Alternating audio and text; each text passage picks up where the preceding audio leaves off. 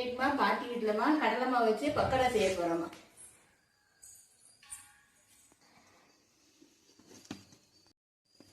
கடலை மாவு 2 கரண்டி போட்டிருக்கோமா. அதுக்கடுத்துமா கொஞ்சம் அரிசி மாவு கொஞ்சம் சேர்த்துக்கோங்கம்மா. சேர்த்தா கொஞ்சம் முறுமுறுப்பு கொடுக்கும் அந்த பக்கோடா வந்து. குறைய போட்டால் போதுமா. காயப்பொடி போட போகிறோம்மா. தேவையான காயம் பத்துக்கோங்க, கொஞ்சம் சேர்த்துக்கோங்க. அதுக்கடுத்து பல்லாரிம்மா. பல்லாரி, பச்சை மிளகா, கருவேப்பிலை, கொஞ்சம் இஞ்சி பூண்டு பேஸ்ட்டுமா. கொஞ்சம் பரபரன்னு அரைக்காம மையா அரைக்காம பரபரன்னு அரைச்சி வச்சுக்கோங்கம்மா.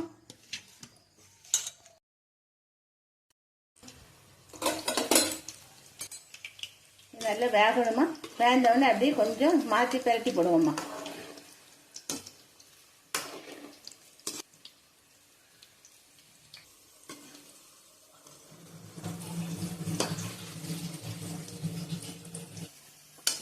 பாருங்கம்மா, இன்னும் கொஞ்சம் செவக்க எடுக்கணுமா.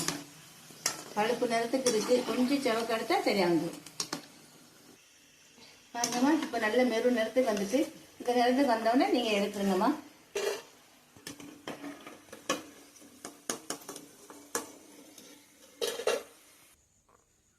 இதுக்குமா எண்ணெய் ரொம்ப செலவாகாதுமா.